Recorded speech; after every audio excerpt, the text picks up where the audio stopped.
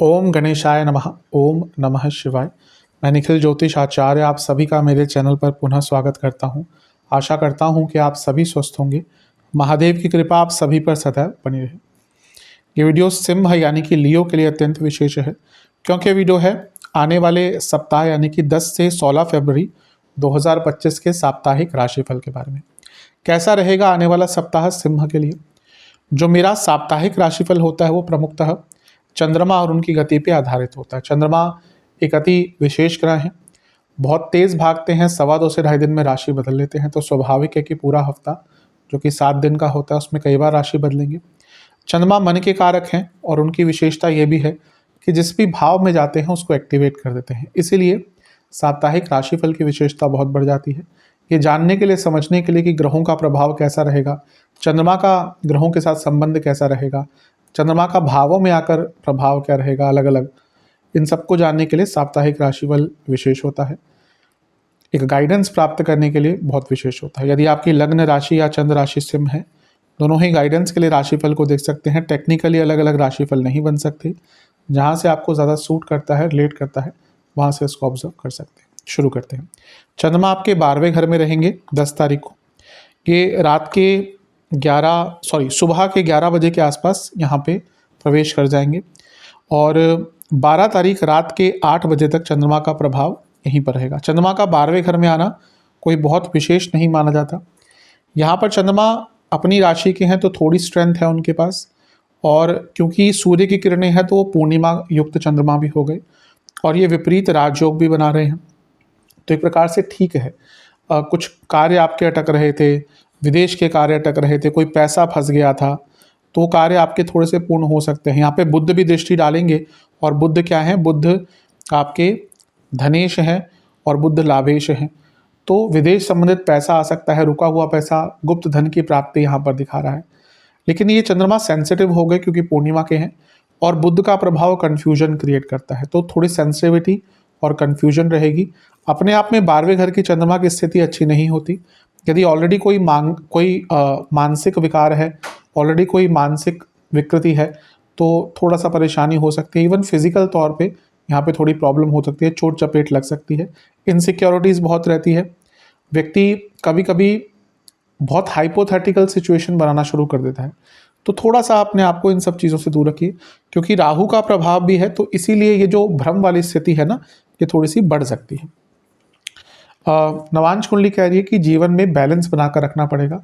दशांश कुंडली कार्य क्षेत्र में नए मौके मिलेंगे, आगे बढ़ने के मौके मिलेंगे। बिजनेस में कुछ गलत निर्णय ले सकते हैं आउट ऑफ एक्साइटमेंट, तो बहुत स्थिरता रखिएगा। लव लाइफ, कम्युनिकेशन पर काम करने की आवश्यकता है बहुत ज़्यादा, बल्कि वैवाहिक जीवन में जल्दबाजी के कारण दिक्कतें होंगी। जहाँ तक स्टूडेंट्स की बात है, आपको थोड़ा सा रिसोर्सफुल होना पड़ेगा, आपको थोड़ा सा टाइम मैनेजमेंट करना पड़ेगा। दोनों की ही इस टाइम पे कमी दिख रही है। सेहत के अनुसार लिवर की प्रॉब्लम अगर कोई है तो दिक्कत होगी, रक्त विकार तंग करेंगे और स्लीप डिसऑर्डर्स तंग करेंगे। सर्वाष्टक में आपका अष्टम भाव बली है, चंद्रमा 12वें में अष्टम भाव बली, अनिश्चितता से भरा रहेगा हफ्ते का शुरुआती भाग। चंद्रमा आ जाएंगे आपके लग्न में 12 तारीख रात के 8 बजे और 15 तारीख सुबह के 6 तक यहीं रहेंगे। 12 तारीख को ही सूर्य का गोचर भी हो जाएगा और उससे एक दिन पहले बुध महाराज का भी गोचर हो चुका होगा। तो ये सूर्य बुध का प्रभाव फिर से चंद्रमा पर बन गया।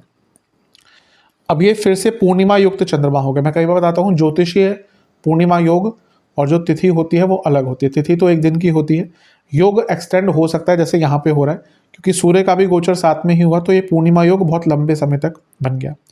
अब क्योंकि सूर्य लग्नेश हैं और चंद्रमा 12वें घर के स्वामी हैं, ये बता रहे हैं कि कुछ खर्चे बढ़ सकते हैं, लेकिन फिर से कुछ अटके हुए कार्य, कुछ एकदम रुक से गए थे कार्य, वो पूर्ण हो सकते हैं। और 12वें घर के स्वामी है चंद्रमा, उन पर सूर्य की दृष्टि है, बुध की दृष्टि है और शनि की दृष्टि है। विदेश संबंधित जॉब करते हैं, विदेश संबंधित बिजनेस करते हैं, दोनों में ही आपको लाभ प्राप्त होगा। एक जो अनिश्चितता हफ्ते की शुरुआत में स्टार्ट हुई थी चंद्रमा के 12वें घर में रहने के कारण, वो कम होगी। यहाँ पर गजकेसरी योग भी बन रहा है, ये भी बचाएगा चंद्रमा को। और एक प्रकार से यहाँ पर 3 ग्रहों का प्रभाव चंद्रमा पर दिखाता है कि बहुत एक्टिव रहेंगे, एक गति आपके जीवन को प्राप्त होगी। कई कार्य करने का मौका मिलेगा।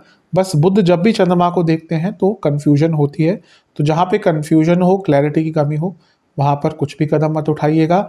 छठे घर के स्वामी हैं शनि, वो भी देख रहे हैं, अब ये विषदोष भी बना रहे हैं, तो यहाँ से व्यर्थ की चिंताएं अवश्य दिखती हैं।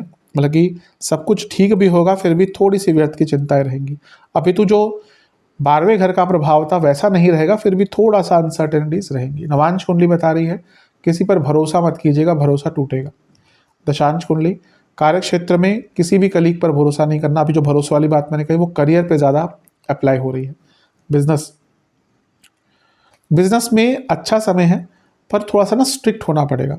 अगर बड़ा बिजनेस है, आप थोड़ा सा आपको स्ट्रिक्ट होना पड़ेगा पूरे मैनेजमेंट को लेकर, हर चीज़ को लेकर। बहुत लीनियंसी आ गई है। लव लाइफ अच्छा टाइम है, इवन नया रिलेशनशिप स्टार्ट हो सकता है। चीज़ों को ठीक करने का सुचारू रूप से अच्छा टाइम है। वैवाहिक जीवन जजमेंटल कमेंट्स मत पास कीजिएगा, बहुत बड़े झगड़े होंगे। स्टूडेंट्स की जहाँ तक बात है, थोड़ा सा मेंटल पीस पर काम कीजिए। ऐसा लग रहा है मानसिक रूप से बहुत अस्थिर हो जाएंगे, उसका एक नेगेटिव इम्पैक्ट पड़ेगा। जहाँ तक सेहत की बात है, कफ रोग तंग करेंगे, दांतों के रोग तंग करेंगे, हड्डियों के रोग तंग करेंगे। सर्वाष्टक में आपका लाभ स्थान अत्यंत बली है, बता रहा है कि हफ्ते के मध्य भाग में कोई बड़ा लाभ हो सकता है।